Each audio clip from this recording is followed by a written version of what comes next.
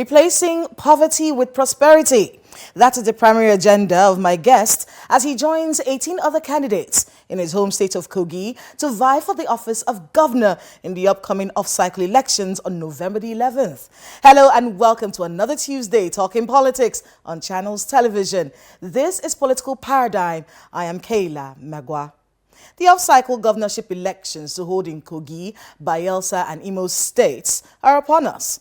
On the 11th of November, we will see incumbents and newcomers try take the top seat in these states with promises of El Dorado.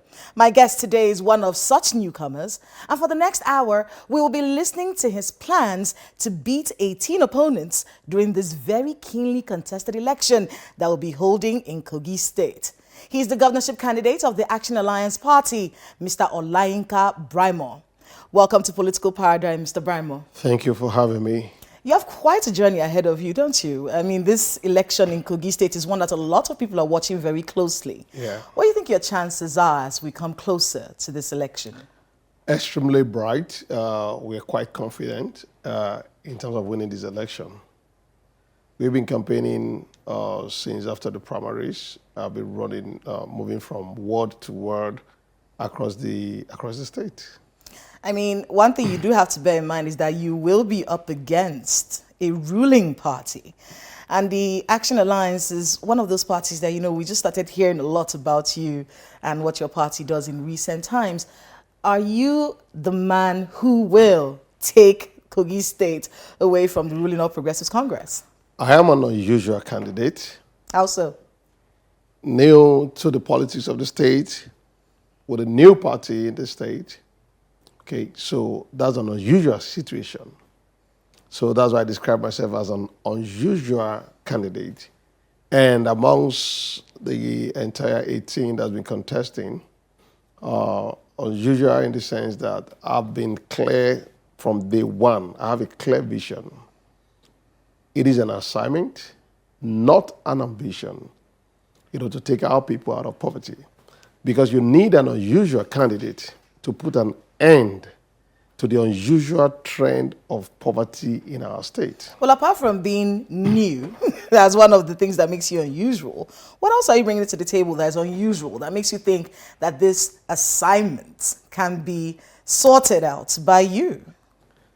Prior to now, the kind of way they campaign in Kogi State, it's, people don't really go all out there campaigning, all they just do make noise and then go back. But we've been engaging people in town hall meetings across the length and breadth of the state. And this has actually brought people, some candidates now had to start coming to try to do town hall meetings. Not just few, because they don't have what to say. Most of them, there's no clear agenda, there's no clear goal. And when you don't have a clear goal of what you want to do for the people, if you cannot, you don't have anything to communicate. I mean, you've seen a whole lot of them on TV. Some of them might tell you that communication is not key to winning elections in Nigeria. What you need is influence and money. Are those things that you can How do you get against? influence? It's not just money that gives you influence. You need to be able to communicate your vision. People need to buy your vision. People need to buy you for you to be able to have the influence. So what do? That we talk with the people that have the influence. We engage people with the influence. The electorate in your state, are they listening to you? Do you get the sense that this is what they want, to be able to buy into the ideas of this candidate? Isn't that a bit idealistic, some people would say, if you're looking at the political climate, especially in your state? Now, areas we're focused on is to let people understand the problem, the what to do in terms of solutions, and the how to, which is very important. So we'll let people know the problem is this. There's so much poverty in our state because we don't have enough money in circulation in our economy. Why don't we have enough money in circulation? Because the state has been dependent largely on federal allocation to survive. So you're saying there isn't any internally generated revenue? There is, but you can look at a budget for this year. is to be funded 88%, 172 billion, that's the budget of this year, and 88% of the money is dependent on the federal government. So how While do just you hope to 12%. change that, Mrs.? How would you be able to raise that amount of money from internally generated revenue if you become governor? It is pretty simple. Last year was about 18 billion. Projected IGR this year is 24 billion. It means the state is not making money. So for you to make money, for us to make money as a state, what happens? Our people need to start making money. How do we help our people to start making money? There must be product exchange. We must have products we are taking out of our state for monies to come into our economy. We must have services that we are offering to exchange for money. There must be an exchange. What product are you going to be selling from that Kogi is State? what has led us to develop the START agenda, STAT, solid minerals, tourism, agriculture, and trade as means of driving in cash flow into our economy. So we'll help our people, solid minerals, for instance. We help our people to access the licenses because solid minerals belongs to the federal government. So we help our people to access the licenses, okay, bring in technical partners for them, issue them the necessary guarantees to access funding.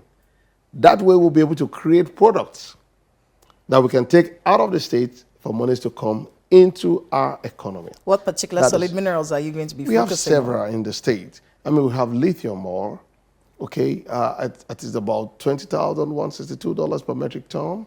We have tantalite. Tantalite is about $397,000 per metric ton today, and several other minerals. So when you create this product, you help our people. Because is it a lack of, creativity on the part of past governments that you would say is the reason why you've not been able, your state has not been able to make as much money as it should have made from these things that you've mentioned? Or are there underlying circumstances that have hindered your state governments in the past from being able to assess these minerals and actually help, show up the internally generated revenue of the state? Is there security, for instance? Are there issues there? Are there political situations around it? What do you think is going on, and how are you going to change that? The difference is visionary leadership. Visionary. We've had 4 governors in over 2 decades. When you ask people today, 9 over 10 of people from Kogi State will tell you the man that done the most for the state. 9 over 10 will say late Prince Abubakar Audu. But he was not given a second term then because he could not pay salaries. Then Governor Ibrahim Idris came in. He did not owe 1 month's salary. He paid salaries all through his tenure. He had no loans.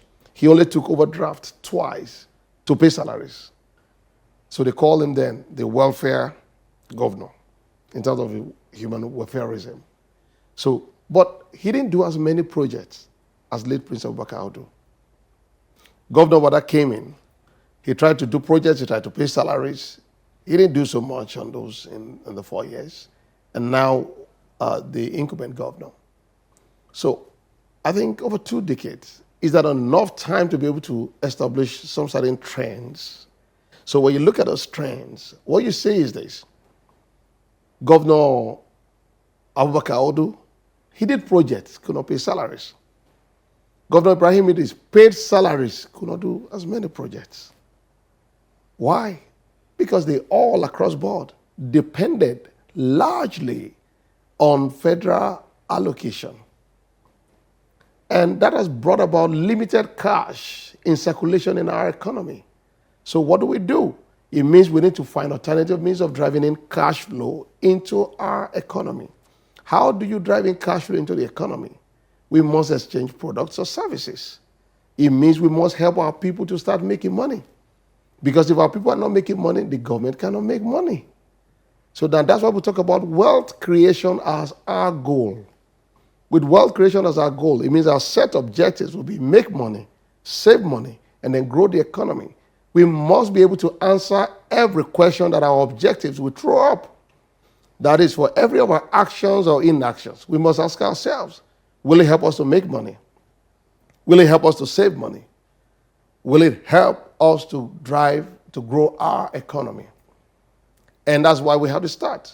I talked about the solid minerals, for instance. The number 2 is tourism. The simple dictionary definition is the commercial organization and operation of holidays and visits to places of interest. That's a simple definition of tourism. That is to say, we have so many tourist sites to be developed in our state. We have the confluence, the only one in Nigeria, as a matter of fact.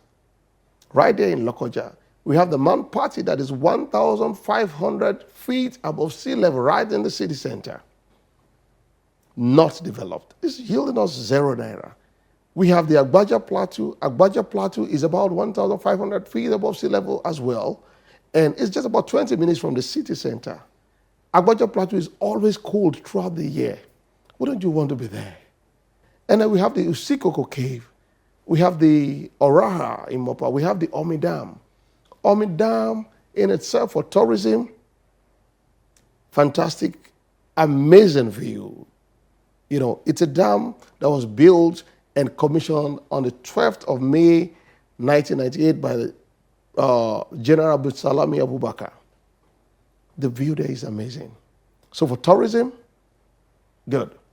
Even though it has 4 other benefits apart from tourism: fishing, power generation, water supply, and as well as irrigation for farming.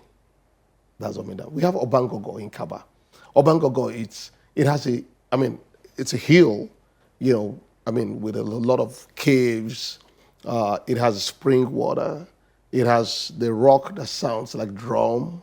A whole lot of experiences that you can gather from all of these places. We have Ipowu Cave in Ogidi. We have the Snake Cave. We have several monuments. We have the Eton Bridge in Olamaboro in the east. And I think about 2 other waterfalls there with several monuments. The Ohinohi's Palace, there's a museum in the central, and several other places. So solid minerals, tourism. Yeah, on the tourism. So we're targeting 2 million visitors in the next 3 to 4 years. Because I was going to tell you, yes, you have to be able to put figures to this. Yeah, I'll tell 2 you. million visitors annually. Annually? Yes, with 2 million visitors annually. If they spend 100,000 naira in our state, it will mean we have been able to attract about 200 billion naira into our economy. How do you ensure the security of these tourists? I'll tell you. Because our start agenda itself is the security agenda. Why do we have insecurity and violence? Poverty. Poverty breeds violence. Poverty breeds insecurity. I'll do a quick analysis for you. When you think about Qatar, about UAE, about Saudi, prosperous nations, largely secured, and the violence. Then you think about Yemen, you think about Afghanistan, and even during elections. So your thinking is, if I empower these people, because there is there's a nexus. Prosperity. There's nexus between crime rates prosperity. will be more secure. Yeah, that's your thinking. Yeah, about this. there is a nexus between prosperity and security. So let's take a look at some of the issues that Kogi State has, and one of them is flooding. Every year, we have a flooding situation in Kogi State. It has become a recurring decimal, one that many of us have begun to believe cannot be helped. What's the main solution that you're going to bring to this situation? Yeah, you see that as a problem. I see that as an opportunity. How so? All right. Because in our tourism, for instance, that we're talking about, the waterways, the water body is good for us, for tourism. And just to conclude my part on tourism, 2 million visitors, average of 5 nights in Kogi State annually, will mean about 10 million nights of hotel sales and shortlet sales in a year. At average of 100,000 naira per night, it will mean about 1 trillion naira cash inflow into our economy. Hotel sales tax in most part of the world is about 20%.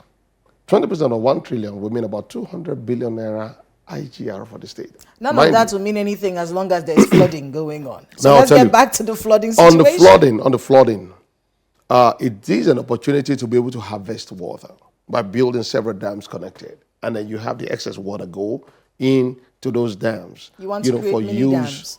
Yes. It's proper for us to be able to harvest water that we can use during the dry season farming. That is one. 2, we need to carry out dredging of the Niger. Now, you can carry out dredging on the property you don't own as a state. The federal government owns the water. So what do? We own the waterfront. The federal government owns the water. So it means we need to approach the federal government to engage them to take a concession on build, operate, and transfer arrangement with the federal government. Okay? So, and form an SPV, part equity, part debt, to be able to carry out the dredging. Because every year, the federal government is always talking about the dredging. But the federal government don't have the money right now. I mean, you can imagine 87 trillion naira debt, closing Q1, 2023, and using the bulk of our revenue to service debt. So how do we survive as a nation? So that is for federal government. Well, we can run our state economy that is independent on the federal government, because all you need to do is to create products and services that you're exchanging for revenue to come into our So state. dredging and mini reservoirs and Dredging. mini dams. Yeah, dredging and If harvesting it was of the that water. easy, why do you think it hasn't been done all these years? Visionary leadership. Because, I mean, there are laws. It doesn't belong to the state. It's your priorities. And that's why we talk about the fact development does not occur by chance or by happenstance. Development occurs by deliberate, intentional, and coordinated actions of a visionary leader. All right, well, development-wise, we've heard what you say you're bringing to the table. Let's go back to politics. Yeah. Of course, we did No, you've hear- not heard all that I'm bringing to the table. Oh, yes, I'm You've sure, only I'm sure heard there'll two. be so much more. But I want to be able to address one of the issues that you Yeah. may be having to face Yeah. on the day of the election. We have heard, about some of the political ramblings going on in the state. Is there any truth to the fact that the hotels have been all rented? Your party faithful, where will they sleep? People who have traveled for this election. is. How is it going? Is there any truth to this, this rumor that the hotel rooms have been booked by It's one one of of your the- opponents? Not by one of our opponents. It's one of the most ridiculous things, that I've seen in recent times. When the government wrote to all the hotels in the entire state, asking them not to lodge anybody. When you say the government, what are you referring to? The state government, The state governor. well, the Are state you government. accusing Yaya Bello The of buying state up or government, renting the all the letter. hotels in the state? The letter says they have been directed to communicate, and signed by, I think, the permanent secretary or whoever from the government house. You got a letter from where? A letter was sent to all the hotels in the state, asking them that they are taking over their hotels from the 4th of November till the 12th of November, and that if they have any customer that paid money for this period, those customers should be refunded. That because the government is going to take over those hotels for this period and they want to pay, and the hotel should provide the invoices for those days. So how are you going to cope with it? What are you going to do about that situation? Of course, we get a court injunction against the hotel. We are paid. So what we do is Oh, you also paid. we are paid. So For some hotels. we are not going to take any refund. I mean, if you also paid for the hotels, then isn't it just that someone was stronger than you? Weren't you beaten fair and square? No. You're asking that the hotel should refund the customers. You're asking the hotel to refund customers that have paid ahead. Now, for you not to have booked ahead, whose business is that? If you wanted to do that, you would have paid that maybe like 3, 4, 5 months ago. So at the time when you bought your own rooms, you didn't have to tell anyone to refund their monies. No. All right, let's talk about the electoral process in itself. How much faith do you have in the fairness of the electoral process come November the 11th in Kogi State? And I'll tell you why I'm asking this question. I have covered elections in Kogi State. It's difficult to cover elections in Kogi State. Apart from the fact that there's a lot of running around that has to happen, it's an off-cycle election. So everyone is focused on the election for those days.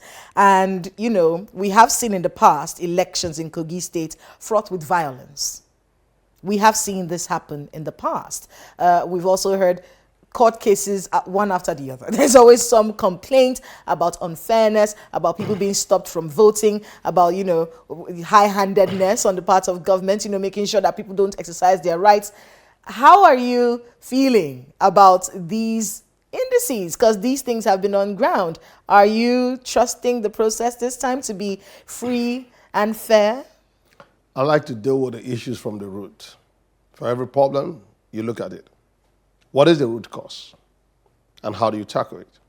Every election cycle in Kogi State is always fraught with violence. Why? Because of poverty.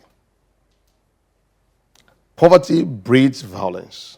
Poverty breeds insecurity. Well, you're not going to alleviate poverty before the elections, are you? You're still going to have to deal with a poor population going into this election. Yeah, and that is the point. That is exactly my point. We need to, as a matter of urgency, now getting all the stakeholders together in the state to say for once and for all, let us deal with this issue.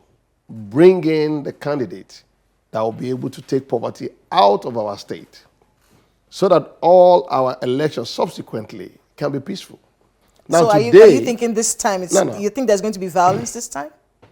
Because you said subsequently. Yes, subsequently. So this particular election, do you think there's going to be some kind of violence in your state? I mean, there are concerns in terms of violence on election day itself.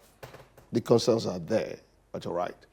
In terms of INEC, I think the beavers has actually helped to reduce greatly electoral malpractices. You know, so those that bypass the beavers and all of that, I mean, we've seen the results from the courts. So people were quite confident in the process. And the INEC chairman was in Kogi State some few weeks back, and he said categorically, it was a categorical statement, that they must ensure that they upload to the IREV from the polling units. And we trust that he's an honorable man, and then he'll keep to that. What if something goes wrong? Yeah, I mean, you can rule that out, but it cannot be across board. Because just to be clear, 5-10%. you know, that process, if that doesn't work out... You need security for the process to take Exactly. place. And if that doesn't work out, does that truncate the, you know, result of the election? Does that affect the outcome of the election? You know, from the presidential election, and at least from what we've heard from the courts, that it doesn't. That's what the lawyer said, at least that's what we've come to understand. In your case, are you relying on that? What if something happens? Now, things happened in the case of the Central Senatorial election, which the verdict came out like some 2 days ago from the appeal courts. And we also seen the result. Whatever manipulation that was done in the course of that election, that is Kogi State. That is Kogi Central. You know, the court, the evidences were brought before the courts. And now the court has the tribunal made a pronouncement, and now the appeal courts. So in terms of the processes, if you jump the processes, if you try to boycott processes, of course the courts are there. The tribunals will be there to correct that. And the only concern is the violence on election day, and we're pretty sure and confident in the fact that this is going to be the first election to be conducted by Mr. President Tinubu. So we believe, for him, for his personality and his profile, and his age, of course, I believe he will want to leave a good legacy in terms of elections in Nigeria. And he's been in opposition for several years, for decades, before he came into power. So he understands that. And I believe that the president is going to ensure that enough security personnel are deployed to Kogi State especially. Because, just imagine Kogi State. When you talk about Kogi State, when everybody talks about Kogi State, what comes to your mind? Violence. Flooding. No. Before flooding, violence is the first thing that comes to people's mind. Why? Do you think we'll be happy to identify poor infrastructure, with a state, poverty, that anytime you say, oh, I'm from Kogi State, the only thing the people are asking you political are you from? drama. is all of these violence, poverty, and violence, And it almost makes some people want to say that, no, I'm not from Kogi State. The reality is this. Are we just going to fold our hands and say we're not going to do anything about it? The poverty, a lot of families in our state today, they beg before they eat. A lot of families can't sponsor their kids to school. In fact, in most places, there are no schools. So many wards, no schools at all. So a family that does not have anybody living in a nearby urban center, Akwasu ward in Kogi local government, no school, no health center in an entire ward. And if they don't have a family member living in Kotokarafi, which is the local government headquarters, it means they don't have opportunity of ever going to school. So the Kogi we want to build is a Kogi of equal opportunity. And that's why we talk to critical stakeholders to say, if we don't come together and make this decision, because community development is largely dependent on the direction of our community decisions. When we make wrong community decisions, it affects the development of our communities. Let's talk a bit about corruption. Corruption is something that, we've all had to deal with as a country. Yeah.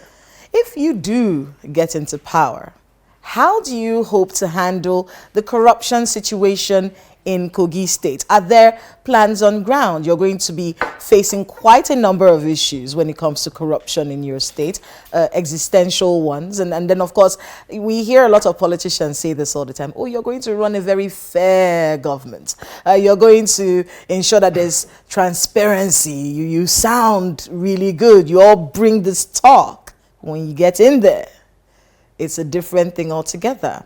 How are you going to handle corruption? And my second question in this regard has to do with these jobs that you say you're going to create, making sure that there's prosperity. Is it sustainable prosperity? Or is this prosperity that will end in 8 years at most? All right. In terms of corruption and transparency, there's so much focus on government because government seems to be the only one spending in the state. So, and people now believe if you're not in government or know someone in government, you can't make money. I'm not a government contractor.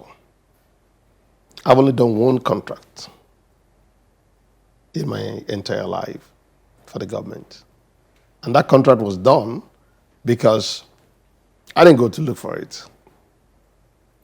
Some people came to our project site, they loved the quality of work, and they asked us to bid for a job, and we did the job, and we did it very well, excellently. And we were invited for subsequent ones. I just said, I'm not interested because I'm not a contractor. I'm an entrepreneur to create wealth because I want to be in control. Be in control in the sense that I'm able to create products or services that are exchanged for money. That is how to create wealth. Like giving government contracts to people, that is not wealth creation. So when you're talking about corruption, it's to be able to, when you help people to start making money, to understand how to make money, they know that they are better off being outside of government than being in government. Because the processes, the standard operating procedures must be put in place. To ensure that whatever process, whatever contract you're giving out, you have a website, you have a platform where the details of everything will be out there for people to see. Well, you see, the unfortunate thing is that a lot of people believe that, empowerment means contract. How are you going to change that mentality? You see, and what are you going to do differently since you're not going to be giving out contracts? No, what are you going to do differently? I'm not saying we're not going to be giving out contracts. Okay. What I'm saying is this. We have to create wealth. Giving contract is not wealth creation. So what are you going to do? Wealth creation is helping our people to start making money. You're using the government platform to help them. For instance, under our agriculture, we want to target food sufficiency in 3 years. We will need about 86,000 hectares at 1 hectare per farmer. That is, we'll be empowering about 100,000 farmers, training them on regenerative agriculture over a period of 3 years. We're giving them 1 hectare of land and issuing them certificate of occupancy.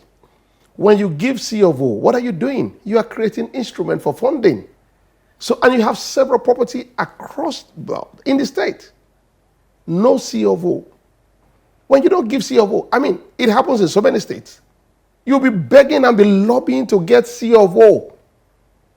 Instead of helping to empower your people, issue them C of O so that they can have instruments to be able to access funding for businesses. That's part of the means of driving in cash flow, commercial activities in the state.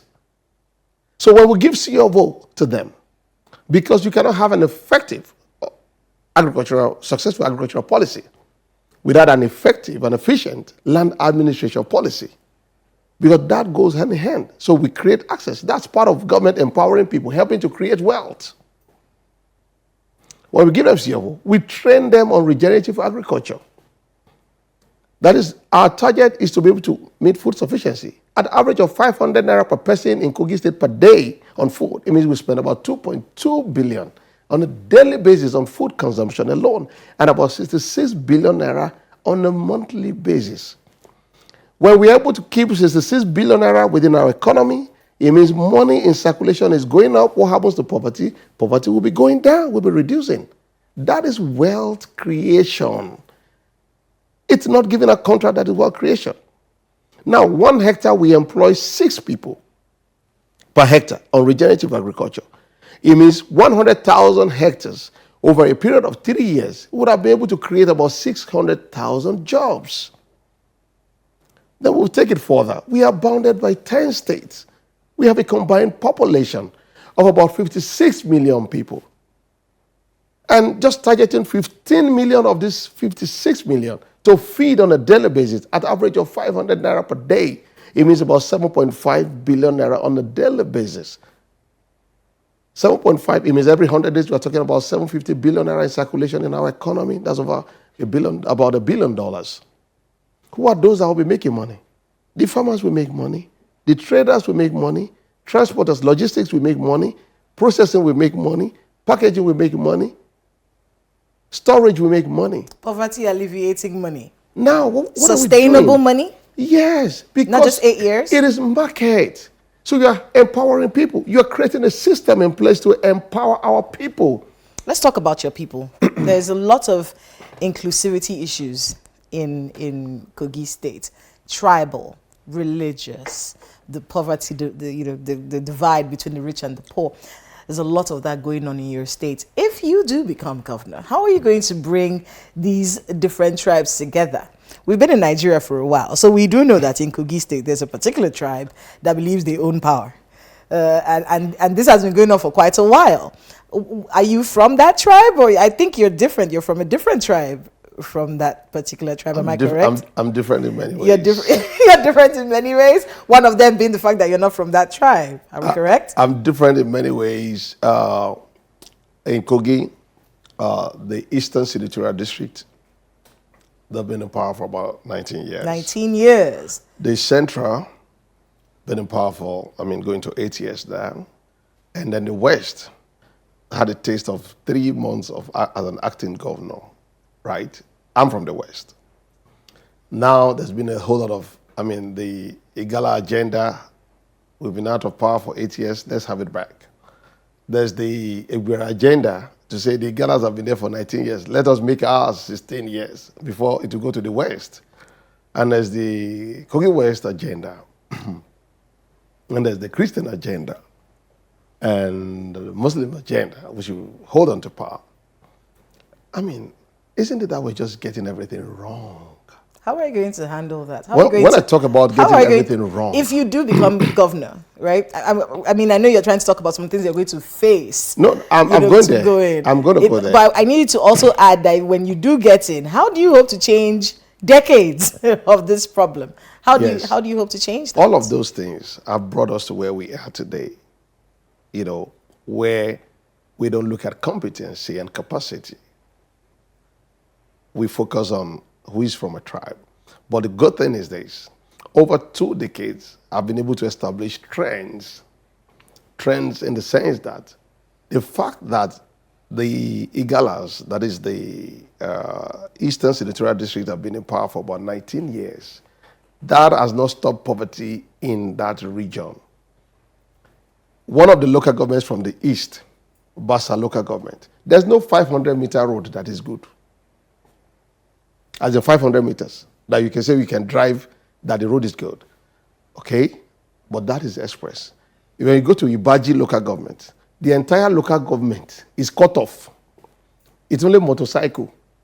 In fact, motorcycle will only get to some certain areas, and then they have to trek to get to their various communities. I mean, a motorcycle will carry one bag of rice for about 10,000 to be able to take it to the market. From the east, they've been there for 19 years. I mean, over 2 decades is enough time to establish trends. Have you, the people, as in your town halls, as you're talking to the people? I've been to all of these places. Have the people realized, based on what you just told us, that no matter who's in power, even the ones who have been in power the longest, are still having to face these issues? So it doesn't matter. Have you been able to convince the people of Kogi State that this is the situation and that you are different? How have you been able to convince them? Just by talking to them? Because in terms of those engagements, my community, for instance, for just about 1 kilometer hill, we were there for 4 hours. When you go to Cooper South, Cooper North, vehicles don't even get to those places. They use motorcycle to go to those places because they have to pass through my community to get to their own community. So when I'm crying here and I think about the ones that are even further away from my community, I just feel like, okay, I mean, you're encouraged. I mean, like, that's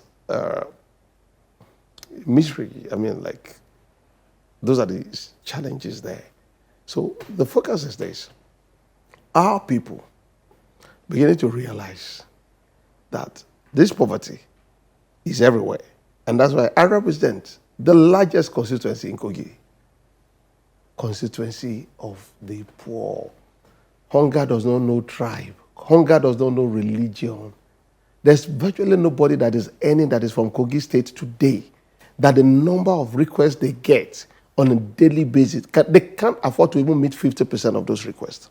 And these requests are genuine. People in the hospital cannot pay bills. People can't eat food. Every day you see people, married man with children, with wife, begging to be able to eat, to be able to feed their family. These are realities we're confronting us. That's confronting us as a people, as a state today. And somebody is telling me about my tribe, my religion, The reality is this. If we don't put this thing aside, I don't know what to use to describe what will happen, what will become of Kogi State after days, when 88% of our budget is dependent on federal government, and the federal government is owing 87 trillion naira, and then we are building our economy on that. How can we survive that kind of situation? These are real issues. People, because of personal interest, we forget about the poor people that are going to go out there to vote. We forget about them, about how they will survive tomorrow. These are the real challenges here. And a whole lot of people out there, stakeholders are talking about it must come from my region, it must come from my local government, governor must come from my side. Because of personal interest, how long are we going to continue this? Even if you make money and you are from Kogi State, but you have a whole lot of poor people around you, you're still poor. Because the essence or our focus is let us lift our people out of poverty. All of us can be successful so that people don't become burden on others. That's what we're saying. The constituency of the poor, moving them out of poverty. The situation is sad. The situation is bad. But it is one that you believe that you can handle. I have the solution. Start. Increase the money, the cash flow in circulation. You can imagine, in terms of agriculture that I've analyzed for you, trade, for instance. Trade. We are the gateway between the north and the south. Southerners go to the north, Zamfara, Sokoto, Katsina, Kano, to bring in food to the south. They pass through Kogi State. Northerners pass through our state to go to Aba, go to Onitsha, go to Lagos. They pass through our state. We stand there like the Statue of Liberty, and money is passing and our people are poor and suffering. What we intend to do is to turn our state to a trade center, a trade hub, so that everything you can get from the north will make them available in Kogi. Everything you can get from the south, we make them available in Kogi. So let everybody come to buy and to sell from in our state. Who are those that will be the biggest beneficiary? Our people, of course, because we'll be the landlords. I mean, turning our state to a trade center, we have to help our people to start making money. We must create wealth. Not sitting down and be lobbying who gets what contract. Contract of how much? 172 billion for 4.4 million people on 29,833 square kilometers. The land area of Kogi State is the 13th largest in Nigeria. Kogi State land area is bigger than Rwanda by almost the size of Lagos. Kogi State land area is bigger than the entire 5 states of Anambra, Enugu, Ebonyi, Abia, and Imo states in the southeast. Our land area, yet our people are poor because of lack of visionary leadership to be able to convert our land assets to wealth. These are serious issues we're talking about. And that is my vision, that is my assignment, to take our people out of poverty. I'm not ambitious, this is not ambition for me. It is an assignment to take our people out of poverty. I mean, it's understandable, hearing you talk about how passionate you are about lifting people out of poverty. And I think it has to do a lot with your background. I read some things about you, very sad story. Was a story that made a lot of people very upset at the time when you were trying to enter into university. I think I remember the story. Something about not being allowed. Because I could not raise 6,000. Yes, you needed 3,000. You had 3,000 naira. Yeah. And you needed to add another 3,000 naira to have 6,000 naira for your school fees. Yeah.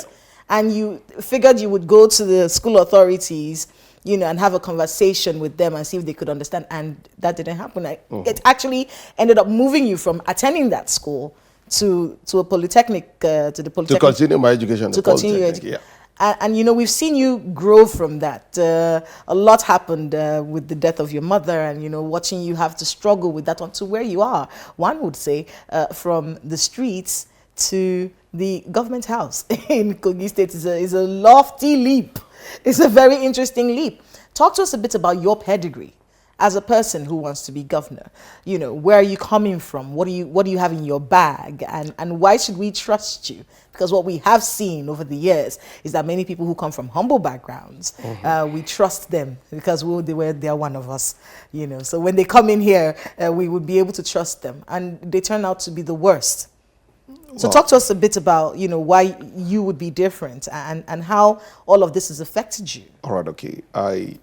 My background, my training, my upbringing, my father was a teacher.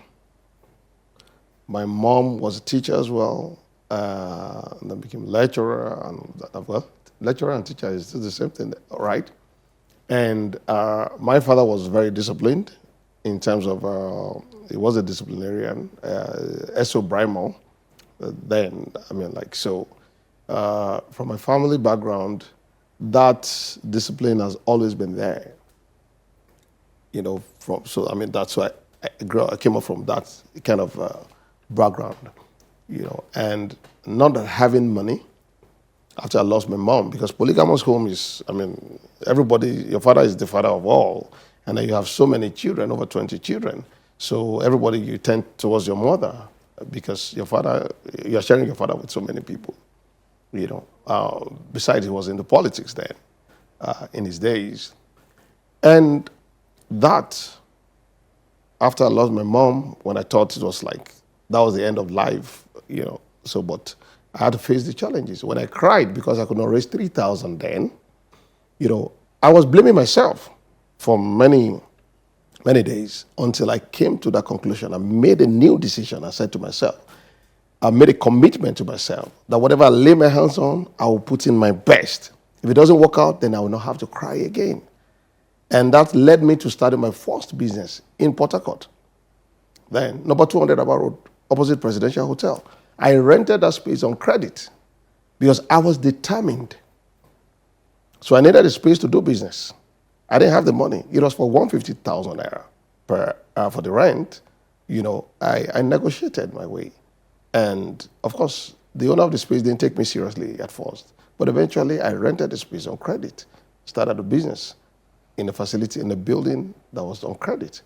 And having grown through those processes till today, my first real estate, my first property I got in Abuja, of course, I negotiated a bond on credit. sold, made a margin, got another one on credit, sold. And today we've completed over 1.5 million square foot of development in this city. That is wealth creation. Not that I got government contract to make money. So when you're talking about sustainability, what you have been able to do before, it means you can do it again. That is the implication. That's the difference between someone that's making money as a contractor and someone that is making money by creating products or services to exchange for money.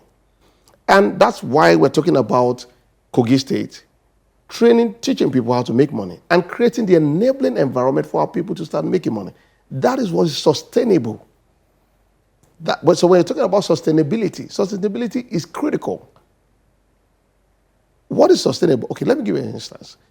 Governor Ibrahim Idris paid salaries all through his tenure. He was there for 9 years. He didn't owe 1 month's salary. But after he left, what happened?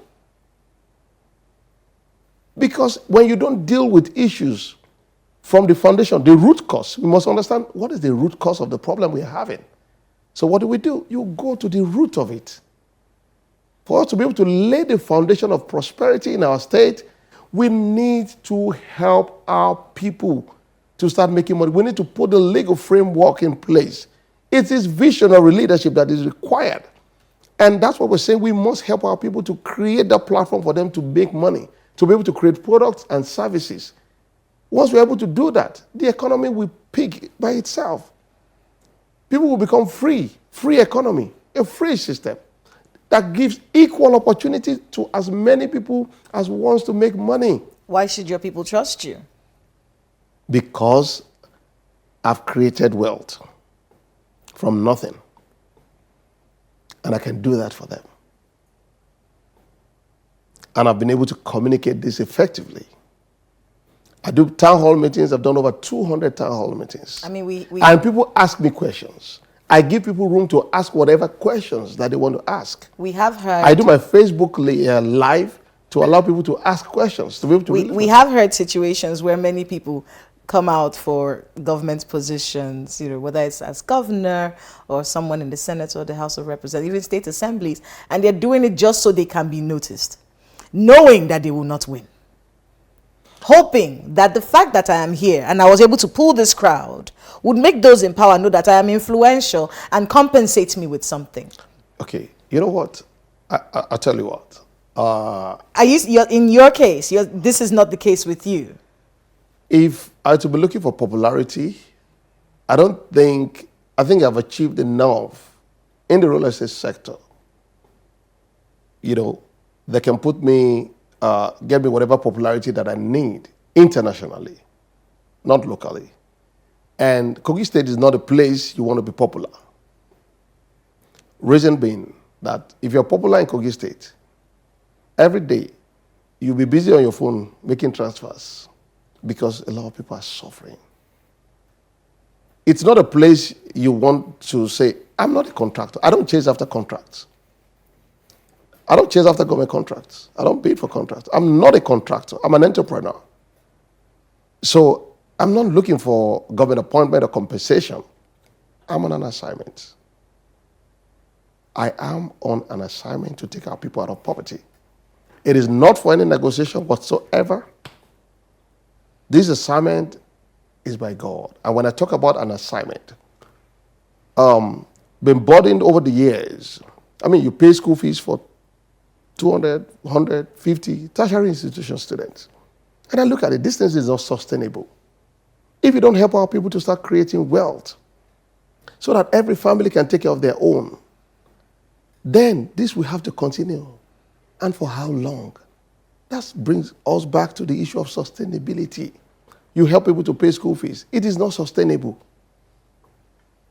So for me, it is an assignment to create wealth for our people.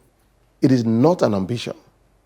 So that is why there's nothing on the table, under the table, or beside the table. It is not a bargaining chip. No, Like a lot of people said, oh, the governor is sponsoring him to divide the votes of the West. Oh, yes. I have never seen the governor before. Governor Yahya Bello, I've never seen him other than seeing him on TV. But you do have to understand that that's I've a plausible story.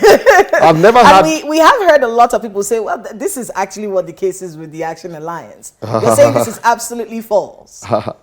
I've never had any phone conversation with the governor, nor any of his proxies. I've never seen the candidate of his party before, physically, or had any conversation with him. I don't have any deal whatsoever with the governor. I've never seen him before. I don't have any conversation. I've never had any conversation whatsoever with the governor. Have you ever met him? I've never met him before. Never had a conversation? Nope. On the phone? Nope. And I've never tried to make any attempt to meet him. I am on an assignment. My assignment is unstoppable by no man. Why? Because the people, our people, have suffered long enough, and God has heard their prayers, and that is the reason why I am on the ballot. You know why I'm on the ballot? Okay? Because I'm the next governor. That's interesting. Well, you have quite a lot of things ahead of you. You know, the campaigns are ongoing. You have to deal with a lot of things during the election. Of course, with this letter that was sent to the hotels. Are you going to get that injunction before the elections? We'll try to get it. If you don't get it, then what happens? Well, it's only when I provide you with an account number. That's why you can refund me my money. So if I don't provide you an account number for you to refund my money, I mean, maybe they're going to boot me out of the hotels or boot our team, our people. I mean, we have a whole lot of people across the state. You know, I mean, we're talking about tourism and trying to help our people. This hotel situation, it is precarious. Knowing how elections go, people need to stay in hotels. If you don't get the injunction before the elections on the 11th, then what happens to your people, your supporters? Are you talking about my people only? Well, what about INEC? What about INEC observers? You're the one I'm talking to. When I'm talking to INEC observers or to the INEC chairman, he will let us know what he will do. In your case, what are you going to do? In my case, I have my backup. You have backup accommodation? I have my backup plans. Okay. We will be in the state. I mean, there's nothing that's going to stop us. Nothing will stop us from winning this election. No one can stop us from winning this election. I can say it confidently. I mean, there's no fears at all. If you had to give a message to the people of Kogi State, what would that message be in the run-up to these off-cycle elections? I mean, it's like I always tell the people, you know what? If any other candidate has a better plan to take you out of poverty than what I've told you, please vote for the candidates. Sincerely, I'm not in this for me. I'm in this for our people, to take them out of poverty. It's painful that a lot of families, grown-up men begging to eat. They're not begging for ostentatious purposes. This is the reality on ground. And I'm calling on all our people from Kogi State, all over, from diaspora. You need to talk, engage with people back at home. Then to be able to make the right decision for the future. The future is really bleak. It's bad. The situation is bad. In Kogi State, our people are suffering. You need to go into the communities. Old women, old men, they're begging. 100 naira is a lot of money in Kogi State. 100 naira. We just need to make the right decision forward. And our leaders need to get involved in community decisions, because that's what's going to determine our way forward in terms of community development. Our traditional rulers, we say they're father of all, but I think it's high time we started thinking differently to say, when your people are suffering, they come to you as a traditional ruler. Our pastors, our imams, when the people are miserable, they're hungry, they come to you. Why won't you get involved in helping them make the right decision? This is why I'm running for governor. And I'm expecting that with the campaigns we've done so far and we're still doing, that a whole lot of people will make up their minds and vote for Action Alliance on the 11th of November. It's a significant date, 11/11, and a significant part, Action Alliance, AA. So we have our slogan, 11/11, AA. I mean, AA is the code for the 11/11. I mean, listening to you, I have an idea of what your answer to my next question is going to be, but I'm going to ask it anyway. Yeah, please go ahead. What happens if you don't win? Also, since you already know the answer, I don't have a plan B. Why? Because plan A, victory is the only option. Ahead. With all the things that you have ahead of you, isn't that something you should start thinking about? I don't think about that. Sorry. Why do politicians do that? All of you that are running for office, it's always, this is the plan A. There is no plan B. This is all we're focusing on. This is what it is. This is an assignment. I'm going to get it done. There is no alternative. Why do politicians do that? Is there like a rule book that if you say, if you actually do mention the concept of losing, that you may have jinxed your chances of winning? Is that what this is? Well, I don't know about that general statement about politicians. For me, what has helped me all through my life, especially after that experience, is the fact that I don't run with plan B. Victory is the only option. When I rented my first office space on credit, I didn't have a naira. I went out to go look for it. I was determined to have it. And I got a space. Good location. That's why I mentioned the place, 200 Aba Road, Port Harcourt. Was it Presidential Hotel? Fantastic location. I got it on credit. So for me, if I'd sat back and said to myself that, you know what if I don't get it? No, it's not an option for me. The only option is victory. And I'm absolutely confident. And I trust our people. Our people are smart enough to make the right decision. Well, we want to thank you, Mr. Olayinka Braimoh, for being with us here on Political Paradigm today, and good luck with the elections come November the 11th. I'll be coming back as governor-elect in the next couple of weeks. Well, all the best. Thank you very much. Thank you. We have been speaking with Mr. Olayinka Braimoh, the Action Alliance Party candidate for the governorship elections in Kogi State. That's Political Paradigm this week. Remember, you can catch episodes of the program on YouTube via channelstv.com and keep the conversation going. Thank you for watching. I am Kayla Magwa. See you next time.